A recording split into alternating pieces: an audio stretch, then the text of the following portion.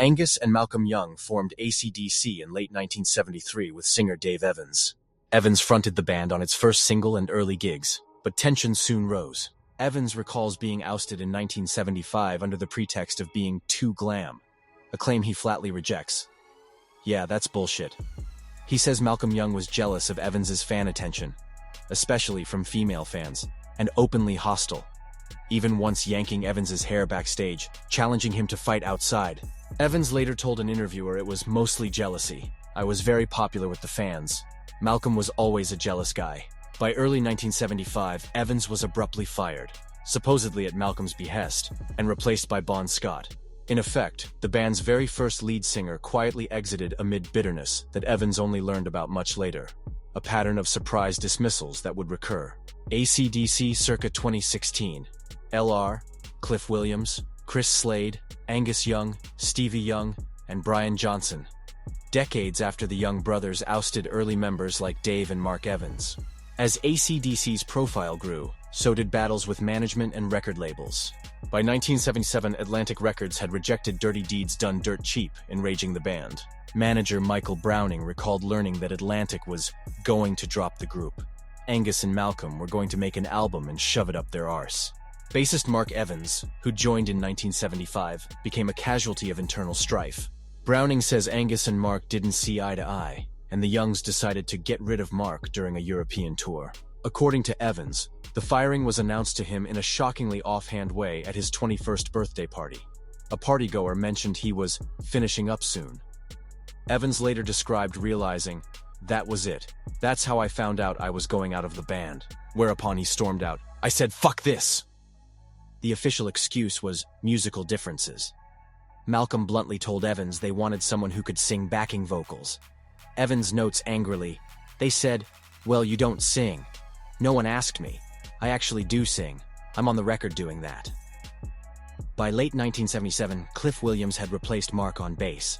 In February 1980, lead vocalist Bon Scott died of alcohol poisoning. Scott's death almost ended the band, Malcolm later admitted. "We just didn't have the will to continue at the time." Ultimately, ACDC persevered, recruiting Geordie frontman Brian Johnson and dedicating Back in Black to Scott.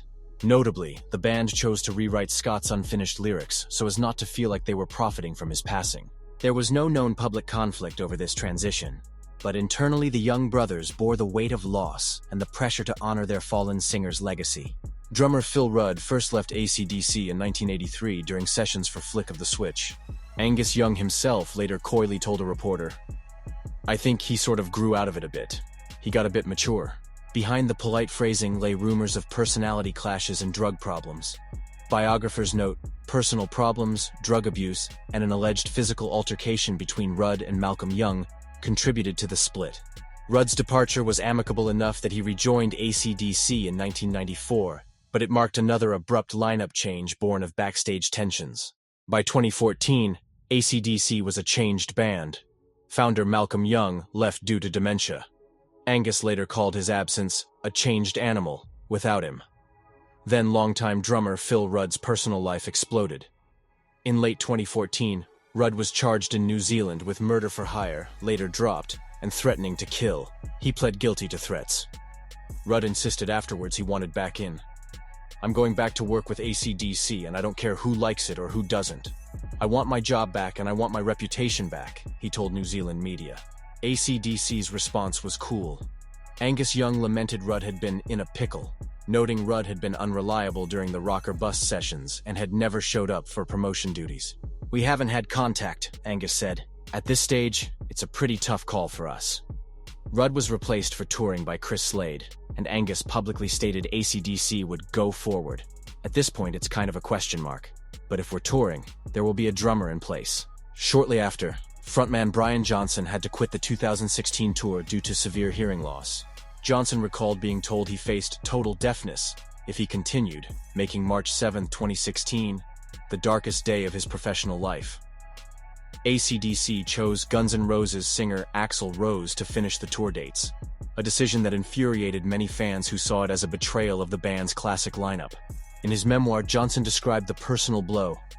"It was like finding a stranger in your house, sitting in your favorite chair," he wrote of Axl filling in. "But I bear no grudges," Johnson emphasized. Nonetheless, Johnson later revealed the ordeal drove him into despair, even suicidal thoughts, until medical treatment enabled his return. By 2020, Johnson was back recording new songs with the band. After the tour chaos, bassist Cliff Williams announced his own retirement in 2016, citing health and the changed nature of the band. Williams admitted ACDC had become a changed animal by that point. He stepped away until the group regrouped in 2020 for the Power Up album, Angus's tribute to Malcolm. Williams rejoined, later marveling, "It was like the old band back together. I didn't want to miss that." In the end, the only young Ian core left to mend fences was Angus himself. He and Johnson carried ACDC forward, but the wounds of former betrayals lingered in band lore.